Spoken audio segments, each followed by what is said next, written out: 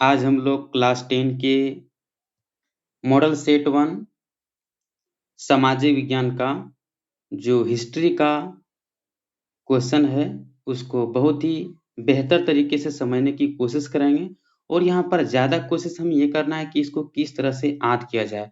मतलब कॉन्सेप्ट के आधार पर या लॉजिक के आधार पर या जिस आधार पर हमें तो याद करना है किसी तरह से, ठीक है? तो चलिए हम लोग कोशिश करते हैं। आज जो सामाजिक विज्ञान का मॉडल सेट 1 है, इसको बहुत ही ईज़ी वे में समझाने की मैं कोशिश कर रहा हूँ। तो आप पूरा ध्यानपूर्वक इस वीडियो में बने रहिए और इस वीडियो को अंत तक ज़रूर देखें ताकि आप आसानी से चीज़ों को याद कर सकते हैं और बेहतर से समझ सकते हैं, ठीक है? तो चलिए हम वीडियो को देर ना करते हुए आगे की ओर बढ़ते हैं। तो सबसे पहला जो सवाल आ गया यहाँ पर आपके सामने में वो सवाल है, फ्रांस की क्रांति कब हुई थी? क्वेश्चन है फ्रांस की क्रांति कब हुई थी? तो फ्रांस की क्रांति सभी को पता है, जैसे कि आप क्लास 9 में पढ़े होंगे और ये क्लास 10 आ गए। तो ये क्लास 9 का ही सवाल है। क्लास 9 में आप पढ़ेंगे कि जो फ्रांस की क्रांति की शुरुआत हुई थी वो 1789 में हुई थी, ठीक है? और अगर डेट पूछे तो इसका हो जाएगा 14 जुलाई, ठीक है? 14 जुलाई 1789 को यह फ्रांस की क्रांति की शुरुआत हुई थी, ठीक है? इसका जो अगला सवाल है या अगला क्वेश्चन हम देखें तो दूसरा में ये लिखा है कि सामाजिक उपबंध नामक पुस्तक का लेखक कौन था? सामाजिक उपबंध नामक पुस्तक का लेखक कौन था? यहाँ पर अगर चीजों को रिलेट करके अगर याद करने की कोशिश करें, अगर हम ट्रिक के द्वारा याद करने की कोशिश करें, लॉजिक के द्वारा याद करने की कोशिश करें, हमें याद करने से मतलब है सर, हमें एग्जाम पास करने से मतलब है, तो यहाँ पर पूरा ध्यान से देखिए और समझने की कोशिश कीजिए। ऑप्शन नंबर में इसका अगर सही आंसर देखा जाए तो इसका सही जवाब जो होगा वो होगा रूसो, ठीक है? अब ये याद कैसे रहेगा कि सर रूसो ही होगा, ये हमें याद कैसे रहेगा? इसे रट्टा मारे कि क्या करें? देखिए, इसे रट्टा मारने की जरूरत नहीं है, आप जरा गौर कीजिए। सबसे पहले अगर हम सामाजिक उपबंध की बात करें तो हिंदी में है सामाजिक और इसे इंग्लिश में कहते हैं सोशल। सोशल, SOCIAL, ठीक है? तो यहाँ पर आप देख रहे हैं कि SO, ठीक है? SO को हिंदी में क्या बोलते हैं? सो। बोलते कि नहीं बोलते बताइए? एकदम बोलते हैं। तो सामाजिक उपबंध नामक पुस्तक के लेखक, अगर यहाँ पर ध्यान से देखा जाए तो इसके अंत में अगर शुरू से अंत तक देखा जाए तो इसमें सो नहीं आ रहा है, दिदरो, है ना? इसमें क्या आ रहा है? वाल्टेयर, वाल्टेयर, और इसमें आ रहा है मॉन्टेस्क्यू, मॉन्टेस्क्यू, ठीक है? अब हम क्या कर सकते हैं? इसको रिलेट करने की कोशिश कर रहे हैं। यहाँ अगर हमारा ट्रिक अच्छा लगे तो आप हमारे चैनल को सब्सक्राइब कर सकते हैं, लाइक कर सकते हैं और बिल्कुल शेयर कर सकते हैं, ठीक है? और हमें सपोर्ट भी कर सकते हैं कमेंट करके। तो चलिए, मैंने यहाँ समझाने की कोशिश किया है कि सा से सामाजिक हो गया, सामाजिक, और सा से सोशल भी होता है। तो यहाँ पर सा जो मैच कर रहा है वो है रूसो, रूसो, ठीक है? सो, SOCIAL, सोशल, SOCIAL, सोशल, और सोशल का मतलब होता है समाज, सोशल का मतलब समाज, इसीलिए सो, ठीक है? अर्थात रूसो, रूसो, रूसो ने कौन सा पुस्तक लिखा होगा? इसके नाम से पता चल रहा है, सो से होता है सोशल, सोशल मतलब समाज, और सामाजिक उपबंध नामक पुस्तक किसने लिखा है? रूसो ने लिखा है। तो आप बिल्कुल यहाँ आसानी से याद कर सकते हैं, ठीक है? तो रूसो, सो से सो, है ना? रूसो, सो से सोशल, और सोशल मतलब सामाजिक, और सामाजिक का मतलब सामाजिक पुस्तक लेखक कौन है? रूसो हैं। आइए आगे बढ़ते हैं वीडियो को देर न करते हुए। क्वेश्चन नंबर 3, क्वेश्चन नंबर 3 कहता है, यंग इटली सोसाइटी की स्थापना किसने की थी? Young Italy, young Italy society की स्थापना किसने की थी? ये जो सोसाइटी बना था यंग इटली, इसकी स्थापना किसने की थी? तो इसे भी हम रिलेट करके याद करने की कोशिश करते हैं। चलिए, तो अगर इसका आप आंसर जानना चाहते हैं सिर्फ सीधा साधा, तो इसका सही जवाब जो होगा वो हो जाएगा मैजिनी। क्या हो जाएगा? मैजिनी, ठीक है? मैजिनी, ठीक है? तो जो मैजिनी है कभी कभी इसका नाम लिखा हुआ आता है, आप देखेंगे तो मैथसिनी भी आता है, ठीक है? अगर मैजिनी ना मिले तो आप घबराइएगा नहीं या हड़बड़ाइएगा नहीं, मैथसिनी लिखा हुआ मिलेगा आपको, ठीक है? मैथसिनी, ठीक है? या तो आपको मैजिनी मिले या तो आपको मैथसिनी मिले, ठीक है? तो अब ये आद कैसे रहेगा, इसका ट्रिक क्या है सर? तो इसका ट्रिक मैं दे रहा हूं, आप बिल्कुल बने रहिए। देखिए, तो इसका जो ट्रिक बन रहा है वो बन रहा है, हम यहाँ पर एक ट्रिक बनाए हैं। यंग का मतलब होता है जवान। यंग का मतलब अगर इंग्लिश में देखा जाए तो यंग का मतलब, इंग्लिश में यंग का मतलब होता है जवान। हिंदी हो गया जवान, इंग्लिश हो गया अंग। तो इसे देखते नहीं, अक्सर लोग जब जवान होते हैं तो कहा करते हैं कि यंग हूं मैं, अभी तो मैं जवान हूं, अभी तो मैं जवान हूं, अर्थात अभी तो मैं अंग हूं। अंग कौन है? ये जो गाना निकला है, अभी तो मैं जवान हूं, अभी तो मैं जवान हूं। तो यहाँ पर देख रहे हैं, जवान कौन है? मतलब मैं, ये अपने आप को बोल रहा है, मैं जवान हूं, अर्थात मैं यंग हूं। यंग कौन है? यंग कौन है? मैं। इसका मतलब मैं से इसका बनेगा मेजिनी। क्या बनेगा? मेजिनी। ठीक है, अभी तो मैं यंग हूँ, अभी तो मैं जवान हूँ, इसका हो जाएगा यंग। यंग का मतलब है जवान, और यंग का मतलब है अंग हूँ मैं। कौन है? मैं। तो मैं से हो जाएगा मेजिनी, मैं से हो जाएगा मेजिनी, और मेजिनी ना रहे तो क्या मिलेगा? मेर्सिनी। ठीक है, मेर्सिनी। तो मेजिनी, मेर्सिनी, दोनों में से कोई हो जाएगा। तो इस प्रकार से आप क्या कर सकते हैं, इसको आज रख सकते हैं। ये ट्रिक रहा, अगर आपको अच्छा लगे तो ठीक है, नहीं अच्छा लगे तो आप डायरेक्ट इसको रट्टा मार दीजिए कि सर यंग इंग्लिश लिटरेचर की जो स्थापना हुआ था वो किसने किया था? तो मेजिनी या मेसिनी ने किया था। सिंपल सा, आपको जो अच्छा लगे वैसा करो, हमें कोई दिक्कत नहीं है। हमें जो अच्छा लगा मैंने आपको ट्रिक दिया, अब आपकी मर्जी क्या अच्छा लगे या ना लगे। अब अगला सवाल, क्वेश्चन नंबर 4, इटली का एकीकरण कब पूरा हुआ? यहाँ पर ध्यान देने वाला दोस्तों बात यह है कि यहाँ पे पूछा जा रहा है पूरा कब हुआ, पूरा कब हुआ। अगर पूछता शुरू कब हुआ तो दोनों में डिफरेंट है। यहाँ स्टार्टिंग पूछ रहा है और यहाँ एंड का पॉइंट पूछ रहा है, मतलब कंप्लीट। पूरा मतलब कंप्लीट, कब पूरा हुआ ये इटली के एकीकरण जो शुरू हुआ, या पूरा कब हुआ। तो अगर पूरा की बात की जाए तो इटली, ठीक है, इटली का हो जाएगा 1870, 1870 में पूरा हुआ। लेकिन यहाँ पे क्वेश्चन ये बनता है कि सर पूरा तो हो गया, पर अगर क्वेश्चन, अगर हमें एग्जाम में ये पूछ दे कि इटली का एकीकरण की शुरुआत कब हुई थी, तब मैं क्या जवाब दूंगा? जरूरी नहीं कि ये मॉडल सेट वाला ही क्वेश्चन पूछ दे आपको। ठीक है, इसीलिए यहाँ पर आपको एक सैंपल पेपर दिया गया कि भैया इस टाइप के क्वेश्चन पूछा जा सकता है, बट ऐसा कोई आपको एग्रीमेंट नहीं किया सरकार ने कि आपको यही क्वेश्चन पूछेगा। संभावना बनता है, भैया पूछ भी सकता है, नहीं भी पूछ सकता है, उसकी मर्जी। तो इसलिए आप ना इटली से जो मेन पॉइंट बनता है उसको याद कर लीजिए, ताकि आप बिल्कुल इजी वे में, इटली से क्वेश्चन आएगा तो आएगा, एनी हाउ में बिल्कुल आएगा। तो आप क्या कर सकते हैं, अगर स्टार्टिंग का टाइम पूछे तो आप क्या करेंगे? ठीक है, ये इसको याद कैसे रखेंगे ये भी आपको बताएंगे। तो सबसे पहले हम लोग देख लेते हैं कि अगर सर आपने तो बता दिया इटली का एकीकरण पूरा कब हुआ, 1870 में, ये बात सही है, ये एनसीईआरटी कहता है, एनसीईआरटी बुक के अनुसार से मैंने बताया है। अब अगर हम बात करें इसकी शुरुआत कब हुई थी, तो इसकी शुरुआत हुई 1859 में। ठीक है, आप बुक देखेंगे तो आपको मिलेगा 1859 से लेकर 1870 तक, ये आपको लिखा हुआ मिलेगा इटली का एकीकरण कब हुआ। तो अगर शुरू की बात की जाए तो 1859 टिक लगाना है। ये बात आप अपने कॉपी किताब पेज में नोट करके लिख लीजिए। ठीक है, कि इटली का एकीकरण जो है, ये आपके पास एक गेस्ट पेपर है ना, आप इसी के अगल बगल में कहीं लिख दिए रफ में कि इटली का एकीकरण की शुरुआत पूछे तो 1859 उनसठ करेंगे, 59 मारेंगे।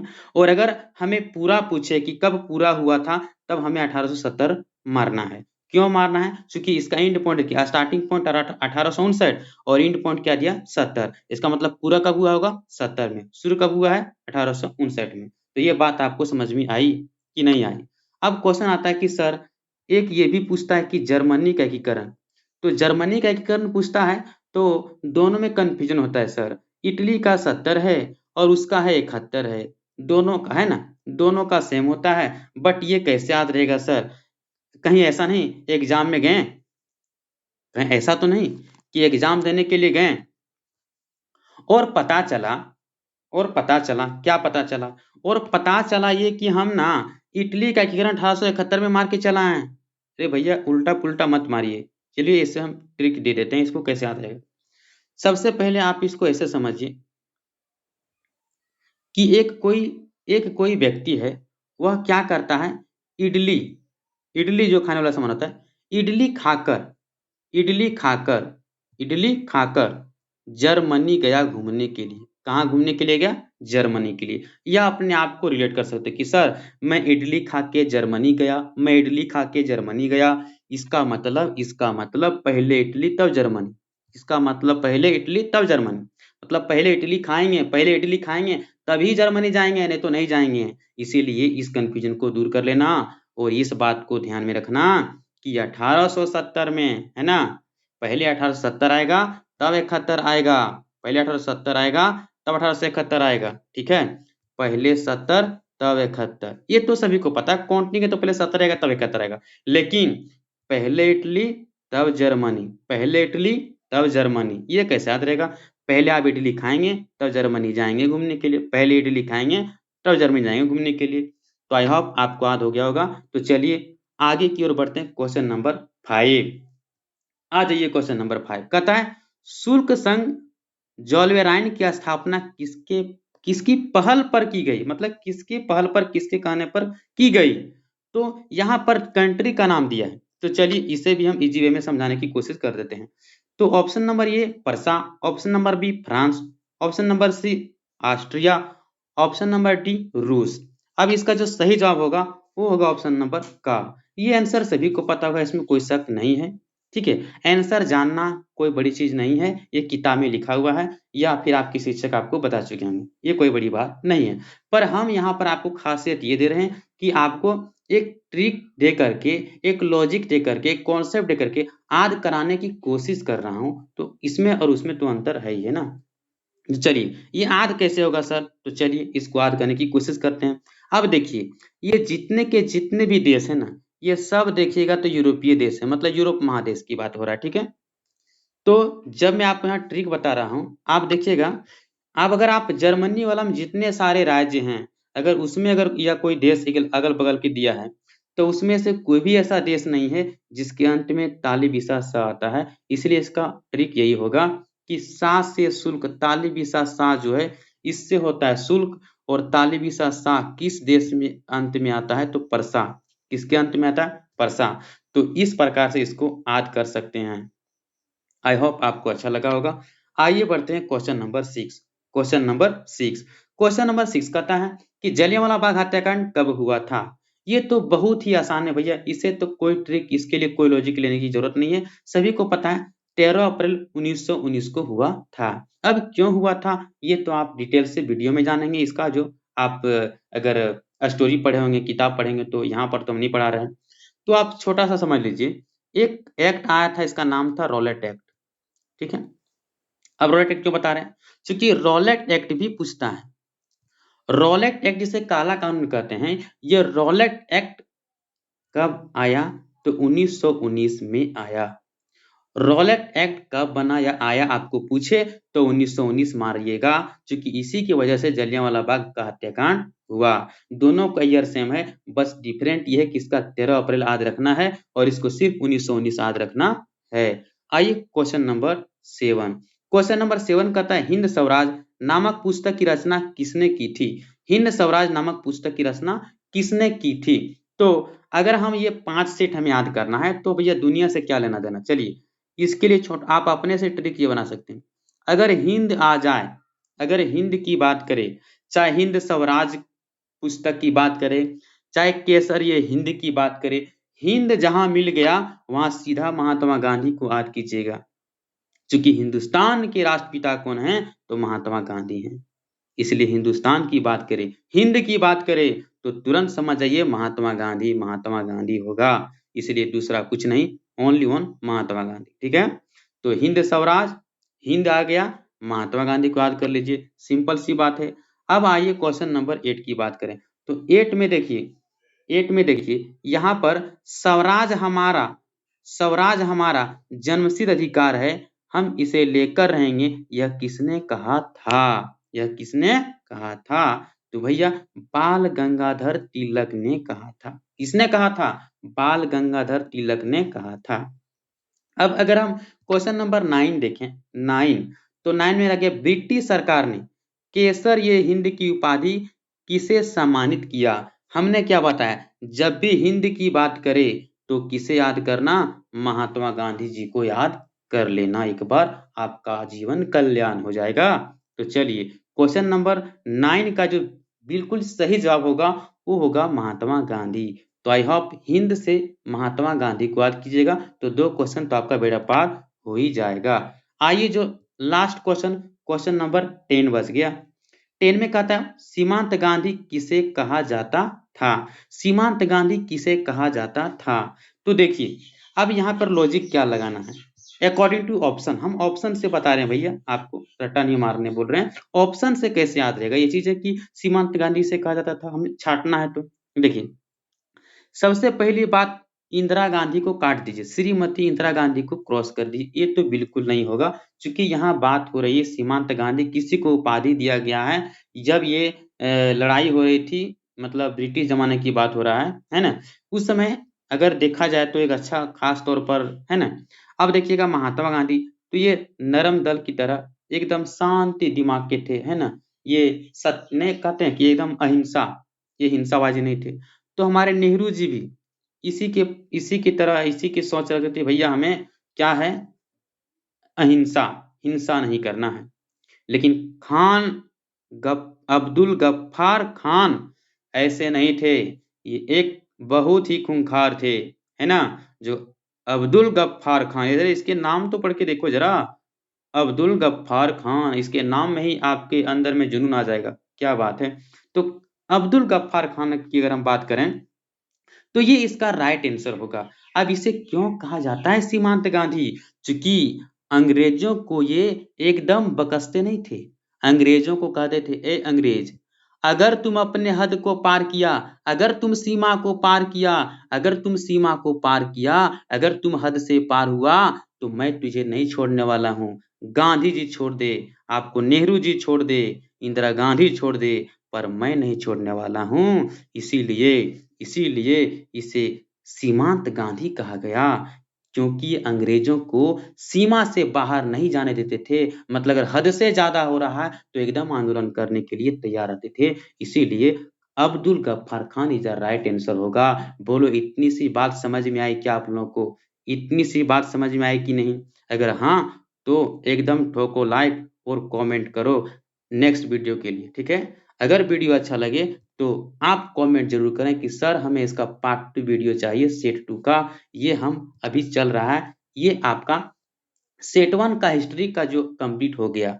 आई होप अगर आपको नहीं समझ में आया तब इसको दूसरा बार देख सकते हो, क्योंकि ये रिकॉर्डेड वीडियो कोई दिक्कत नहीं। तीसरा बार, चौथा बार, 5 बार, 50,000 बार देखो, क्या दिक्कत है। इससे आपको क्या नुकसान होने वाला है, कोई दिक्कत नहीं वाला ना, क्योंकि ऑटोमेटिक आप रिवीजन भी कर सकते हैं, आज भी हो जाएगा। तो चलिए मिलते हैं नेक्स्ट वीडियो में, तब तक के लिए धन्यवाद। अगर अच्छा लगे तो अधिक से अधिक इस वीडियो को शेयर करें और लाइक करें और कमेंट तो बिल्कुल जरूर कीजिएगा, क्योंकि इससे हमारा हौसला बढ़ता है और हमें लगता है कि हम लोगों को हम क्या सिखा पा रहे हैं और हमें और क्या कमी रह गया और किस तरह से बेहतर तरीके से सिखा सकते हैं, ठीक है।